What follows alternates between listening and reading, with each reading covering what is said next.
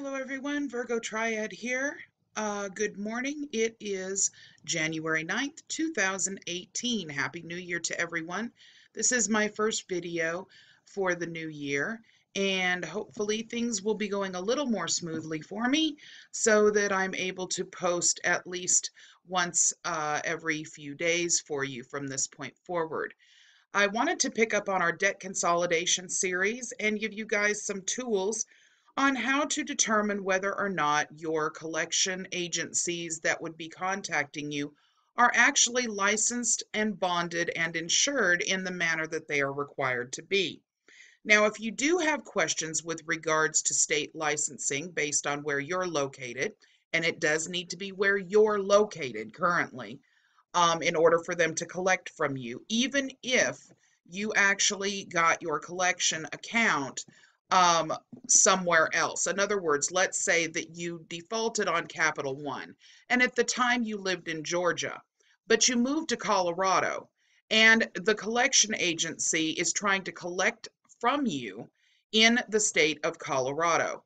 In that case, you need to find out whether the collection agency is legally allowed and licensed and insured and bonded in order to collect from you within the state of Colorado.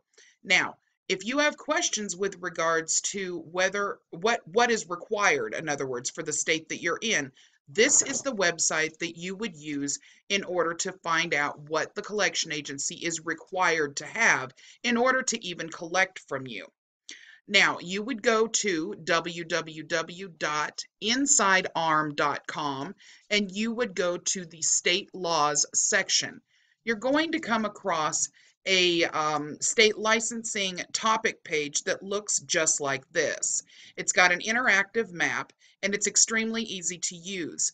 All you would need to do is click on the state, for example, Colorado, and it is going to show you down here what the exemptions are and what is required. It will show you whether a license is required, whether a bond is required, and how much that bond would be for, and what the fees are that are required for insurance. So in this case, licenses are required, bonds are required, and the licensing fees you would find at the Secretary of State website. So, therefore, you can look up anywhere within the United States and it will tell you exactly what is required based on where you currently live. There's an extremely good article that I'm going to be listing in the description area of this video on collection agencies and how to determine whether or not a collection agency is not only able to collect from you within the state that you reside in currently, but also whether or not a collection agency is valid. Now, if you don't verify the legitimacy of a debt collector who calls and demands money from you or sends you a notice demanding money from you, it's very possible that you could fall prey to some con artists that have picked up on what a lot of people will react like when they receive a debt collection notice. Whether that be phone call or by mail. A lot of times for people that are very, very concerned about their credit and they panic thinking, oh, it's something that's rather small, $200 or $300, I must have forgotten, and it usually will tend to be something that is something that everyone uses, a phone bill that's local, with a local phone company, so on and so forth.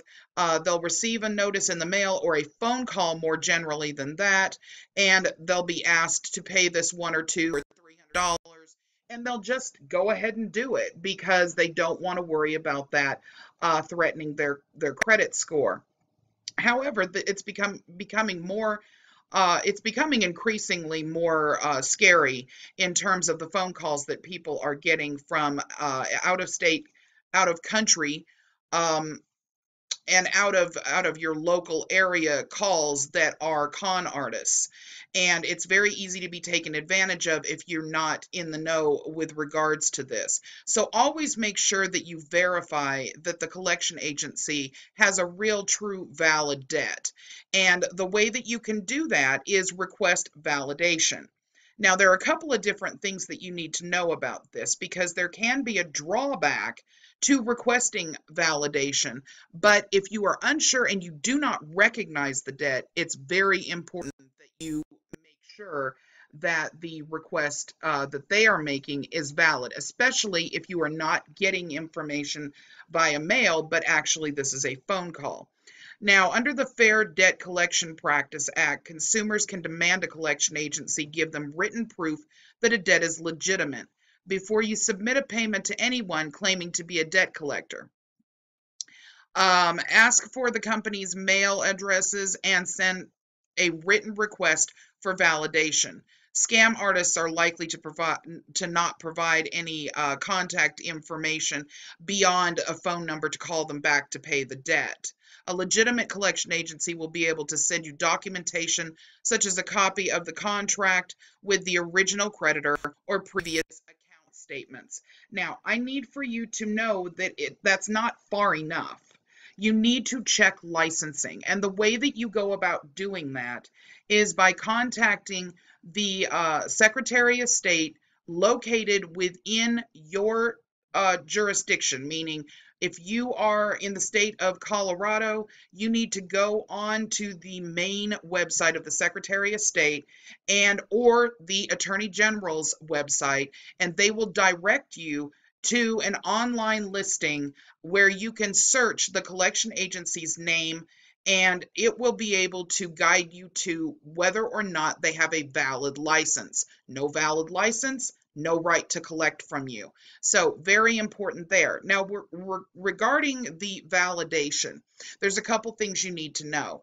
Once you've requested validation on a debt that you do not recognize, once you receive it, you do need to respond in the event that you it's not a valid debt. You can't just let it lie there, because the acknowledgement of a debt, as the collection agency is considering it, means they get no response from you. So if you don't respond and dispute that that debt is yours, in that scenario, that debt now becomes yours through the fact that you have not disputed it. So if you find that after requesting validation on a debt that it is not your debt, then you need to make sure that you respond with a dispute, and that needs to be done within 30 days.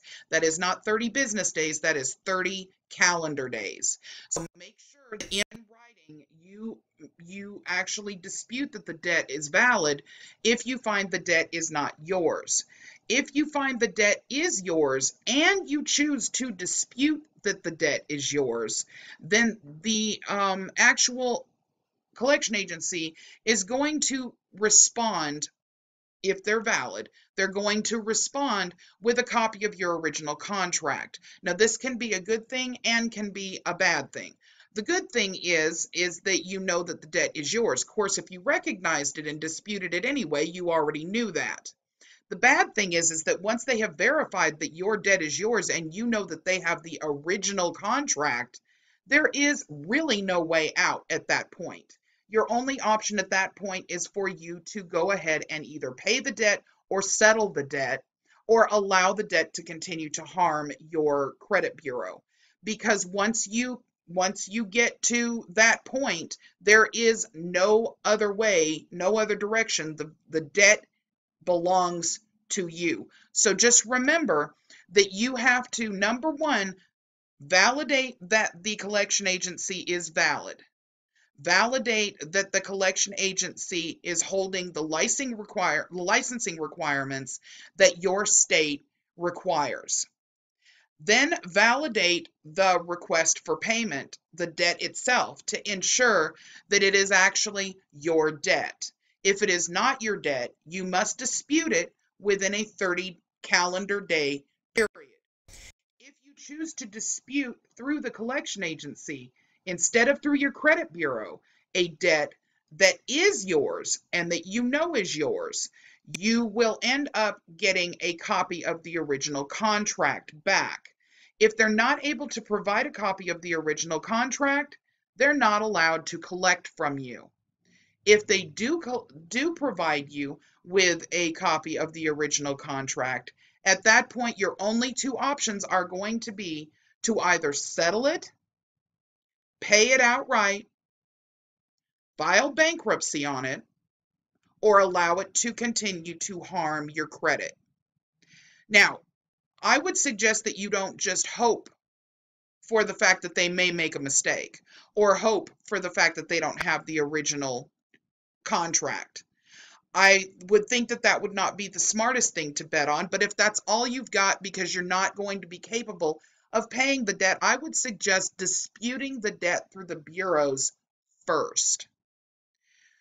Every collection agency is going to provide you with, in writing, if they're valid, they're going to provide you with a statement that says on the collection piece of paper that you get on the actual request for payment that you have a 30-day period from the point that you receive that in order to dispute the debt. Before you dispute anything, validate the debt if you don't recognize it. Validate it if you don't recognize it. Validating it, once again, means that you request in writing that they provide you with validation that the debt belongs to you. Now, validation does not mean that they send you a letter that says, hey, this is the amount that you owe and this is who you owe it to. Validation means that they need to provide you with the original contract that you signed from the original debtor that provided them with the debt to collect. Okay, so if there are any questions with regards to this, please feel free to place them in the comments and I will get to them as rapidly as possible. If you have more personalized questions that you're not feeling comfortable with putting on my comments page, then you're more than welcome to send me an email at virgotriad@protonmail.com. I'm going to make sure that the links for these, for the article and for where you can actually locate what is required by state in the description for you so that you can take a look for yourself. You're always welcome to email me. It may take me a while to get back to you because I get a lot of emails on a regular basis. And you're also, of course, able to always put comments in the section, the comments section, with regards to your questions that may assist other people in addition. I'm happy to be back. I'm hoping that I'm able to actually continue to make at least 3 videos a week like I was doing in the beginning. I'm sorry that it has taken me this long to get back into good enough health to do this on a regular basis, and that you guys have had to wait for this length of time to continue forward with our debt consolidation series. Next, we're going to be moving into an area of how to dispute the credit bureaus properly and how to go about settlements. Settlements are going to be very important for those of you that have debt that you know is yours, but you don't want to file bankruptcy, and you may not be aware of what you might be able to get as a discount on debts. There have been people that I have worked with in the past that have offered as little as 10 cents on the dollar in settlements.